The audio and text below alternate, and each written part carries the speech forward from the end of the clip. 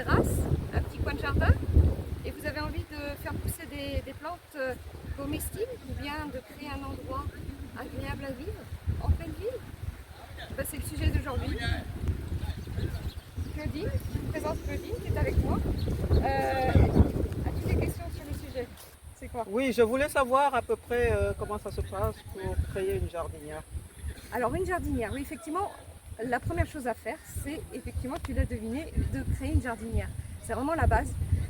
Et je conseille de créer une jardinière plutôt que des pots, hein, parce que les pots, c'est un milieu restreint, fermé, et ça empêche justement les échanges, et c'est trop petit pour créer un vrai écosystème, pour que les plantes puissent se régénérer avec les nutriments de la terre et régénérer la terre également. Donc c'est trop petit pour faire un écosystème, c'est pour ça que je recommande de faire des jardinières.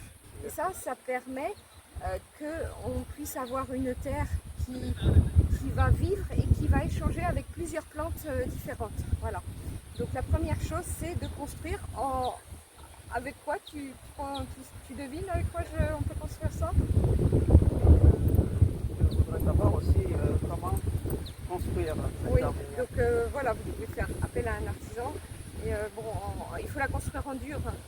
Voilà, en dur avec les matériaux du coin. Donc ça peut être des briques, ça peut être etc. Donc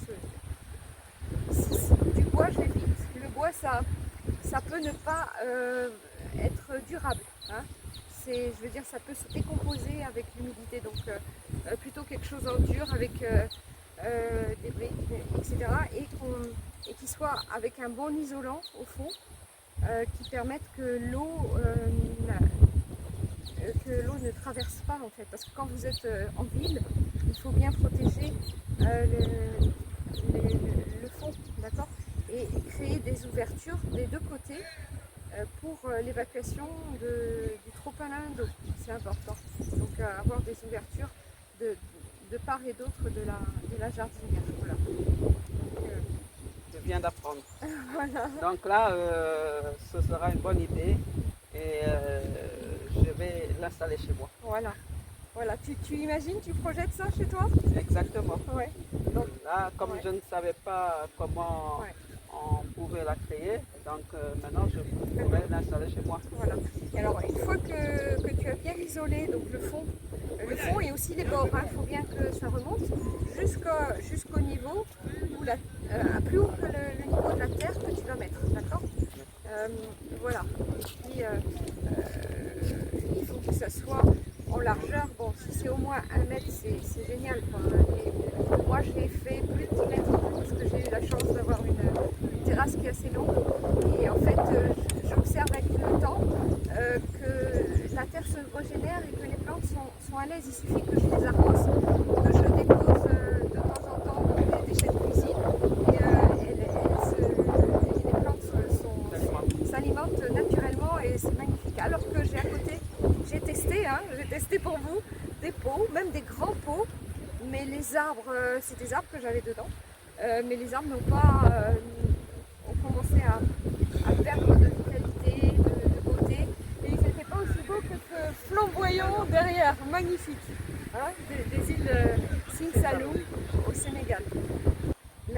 La chose à faire après avoir installé sa jardinière, c'est la terre. Ce qu'on recommande en permaculture, c'est justement de mettre du bois, des détritus de bois au fond, ce qu'on appelle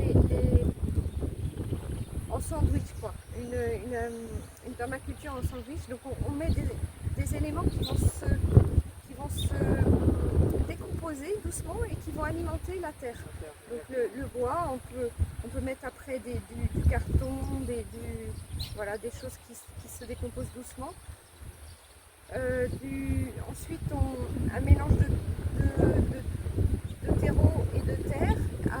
On peut aussi mettre donc de la tonte ou de ce qu'on appelle donc de l'engrais vert, de la tonte, des herbes fraîches. Et puis, en dernier lieu, en fait, le mélange de terreau et de terre. Et ce qui est important, c'est de couvrir la terre. Ce qu'on appelle un palier qui permet de protéger la terre du soleil s'évapore trop vite. Voilà. Voilà, le paillage.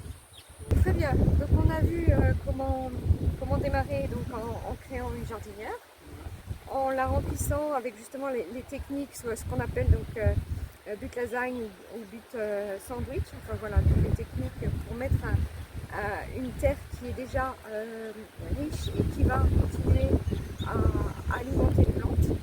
Et maintenant, qu'est-ce que tu aimerais savoir de plus maintenant? Quel genre de plante Oui, pour à terre, démarrer. pour démarrer. Très bien. Alors ça va dépendre d'où vous êtes. Hein. Moi je vais prendre mon cas. Hein. Moi je ne vais pas vous parler de théorie, je vais vous parler de la pratique. Donc j'ai pris d'abord des plantes qui localement sont bien résistantes. Alors c'est vrai que ce qui est important aussi, c'est on pourra le détailler dans une autre vidéo, c'est d'analyser la terre qu'on a. Il y a des techniques qui permettent d'analyser la terre pour voir si elle est plutôt sableuse, plutôt argileuse, plutôt limoneuse. Et ça dépend ce qu'on y a mis et ça dépend d'où vient la terre. Hein. Et en fonction de la terre, il y a des plantes qui vont bien pousser alors que d'autres ne vont pas pousser. Hein, quand on prend par exemple le thym par exemple a besoin d'une terre plus sèche, etc. Alors qu'une autre plante va pousser dans une terre beaucoup plus riche et humide. Hein, donc, voilà. Un exemple. Alors, je prends l'exemple du Maroc, mais je pense que c'est aussi valable pour le Sénégal, hein, parce que c'est à peu près les mêmes températures, etc. Donc moi j'ai associé d'abord des plantes un peu qui poussent, voilà, qui poussent bien, et qui prennent déjà du volume, avec des plantes plus petites, des plantes grasses, etc.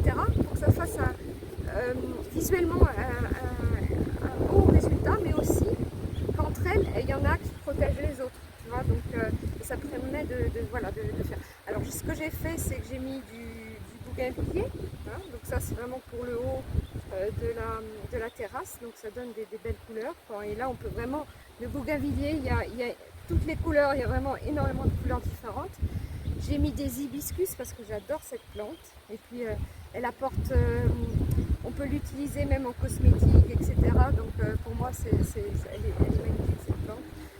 Il y a certaines espèces d'hibiscus d'ailleurs qui servent à faire la boisson qu'on boit au Sénégal, la rouge, ça s'appelle du bissap, exactement. Mais c'est pas tous les hibiscus, c'est une espèce très, très spéciale. Donc j'ai dit le bougainvillier, l'hibiscus, j'ai mis de l'aloe vera en bas, j'ai mis du jasmin qui recouvre un peu, qui se balade sur les bougainvilliers. Et j'ai tenté des plantes j'ai mis du thym, mais ça n'a pas marché, donc ça dépendait effectivement de la terre. J'ai mis du romarin donc local, ça a très bien marché et ça m'a donné des fleurs qui sont c'est une plante mellifère, donc il y a beaucoup d'abeilles en ville qui viennent butiner mes romarins. J'ai mis de la citronnelle qui me permet aussi de préparer des petites tisanes ou bien d'agrémenter le thé à la menthe. Voilà.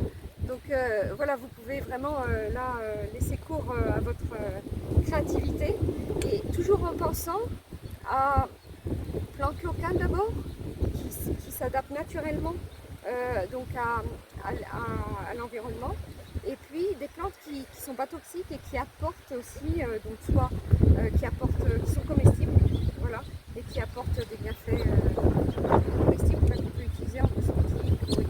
Voilà. Je vois que c'est bien, tu as joint l'utile à l'agréable. Voilà, alors quelle plante te plairait toi le plus dans tout ce que je t'ai dit? Qu'est-ce que tu as envie de mettre dans ton balcon ou ta terrasse?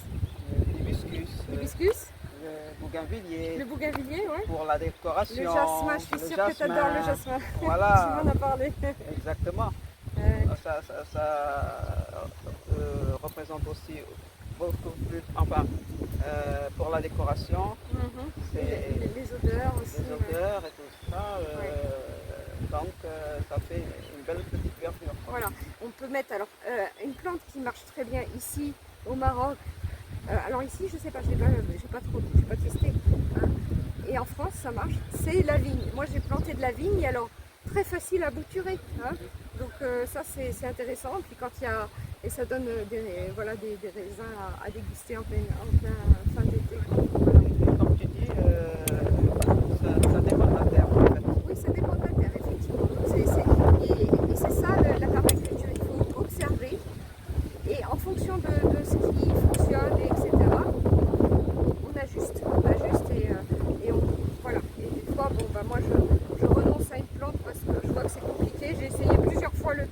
pas marché.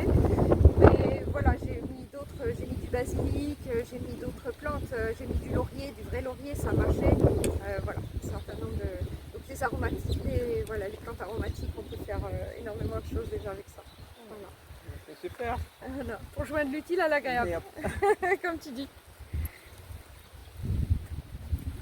Donc voilà, merci pour votre fidélité. Donc j'espère que vous avez appris des choses.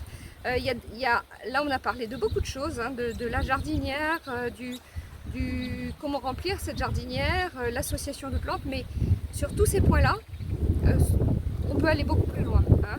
Ça on verra au fur et à mesure des vidéos. Hein. Donc l'association de plantes, il y a des plantes qui entre elles disons, se nourrissent l'une de l'autre. Il y en a une qui va enrichir la terre d'azote et l'autre qui va se nourrir de l'azote. Donc il y a des associations qui sont